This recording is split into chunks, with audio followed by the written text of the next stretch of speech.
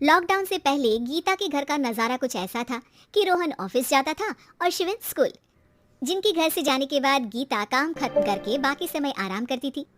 लेकिन लॉकडाउन के बाद ऑफिस और स्कूल घर में ही खुल गए और इससे गीता का हाल वो तो आपको देखने में ही मजा आएगा।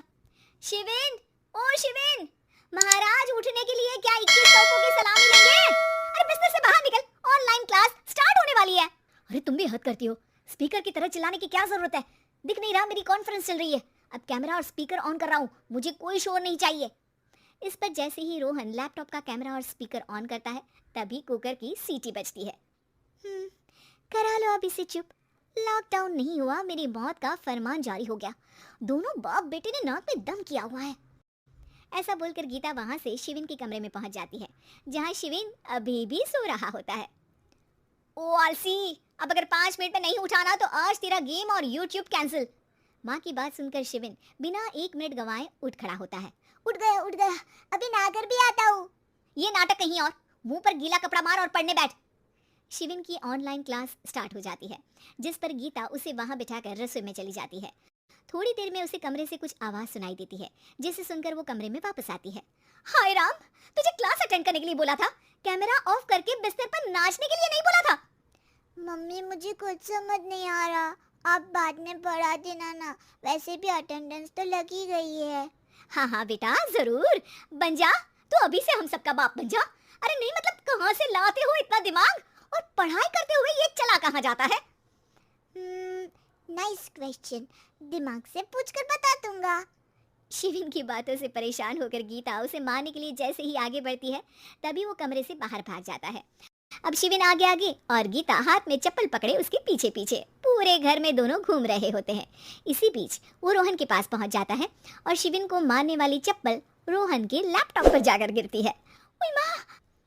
मम्मी, अब पापा को चप्पल मार रही हो? वो आज तक के रिपोर्टर, चुपचाप जाकर क्लास अटेंड कर ले, नहीं तो अगली तेरे पीछे लगेगी। इस पर शिविन वहां से चला जाता है, जिसके बाद रोहन गीता से कहता है, इस सर्कस के लिए कुछ बोलना चाहोगी? अरे क्या करूं, जब से तुम दोनों घर में रहने लगे हो, घर अपने आप ही सर्कस बन गया है और मैं तुम्हारी नौकर। कभी बेटी को संभालो तो कभी बाप के नखरे उठाओ। इन्हीं सब उथल पुथल में दिन बीतते रहते हैं, जिसमें हर रोज घर के अंदर कुछ नया सियप्पा खड़ा मिलता है, जो ज्यादातर शिविन और रोहन के ऑनलाइन स्कूल और ऑफिस से रिलेटेड ही होता है। एक सुबह, शिविन चलो उठ, आज की क्लास जल्दी है। कैमरा ऑफ करके आप अटेंड कर लो। अरे ऐसे छित्तर पड़ेंगे, दादी नानी सब एक साथ याद आ जाएंगी। गीता की लाख मशक्कतों के बाद क्लास तो खत्म हो जाती है, लेकिन उसके बाद शिविन फोन इस्तेमाल करते हुए इंस्टाग्राम रील बनाने लगता है। रसोड़े में कौन था? तुम थी, मैं थी, कौन था? कौन था? हाँ, मैं गरीब हूँ। अरे ओ गरीब के बेटे, आजा, मैं बनाती हूँ तुझे गरीब। मैं बताती हूँ रसोड़े में कौन था। पढ़ाई करने बोलो तो इनकी माँ मर जाती है और ये पागलपंतियाँ जितनी मर्जी करा लो। गीता शिविन को डांट रही होती है, तभी रोहन बीच में बोल पड़ता है। अरे बच्चा ही तो है, इतना गुस्सा क्यों कर रही हो? बेटे का साथ देने की इसी एक कोशिश में अब शिविन के साथ साथ रोहन भी गीता के गुस्से की सूली पर चढ़ जाता है। अगर बेटे पर इतना ही प्यार आ रहा है तो इसे क्लास अटेंड क्यों नहीं कराते, इसका होमवर्क क्यों नहीं कराते? उस समय तो बहुत जल्दी मीटिंग आ जाती है, वो काम मैं करूं और यहाँ इस बेफिजुली की चीज में तरफदारी करके बन जाओ महान। हे भगवान, कोई तो इनके ऑफिस और स्कूल खुलवाओ, मैं इन्हें और घर में नहीं रह सकती। ये कुछ और मांग लेती, क्योंकि तुम्हारी ये विश इस साल तो पूरी होने से रही, कोरोना। हाय नास बेटे ने जिंदगी ही बर्बाद कर दी। खाए कोई पचाए कोई, कल मुझे चुन चुन कर सबको मेरी बद्दुआ लगेगी।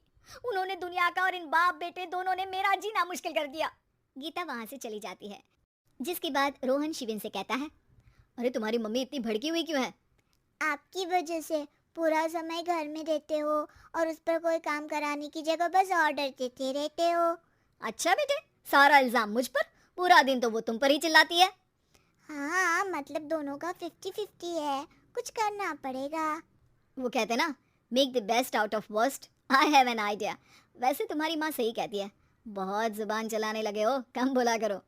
अगली सुबह रोहन और शिविन अपनी गलती को सुधारने के लिए गीता के उठने से पहले घर का आधा काम खत्म कर देते हैं, जिसे देखकर गीता खुश हो जाती है और फिर बाकी बचा काम वो तीनों मिलकर पूरा कर लेते हैं।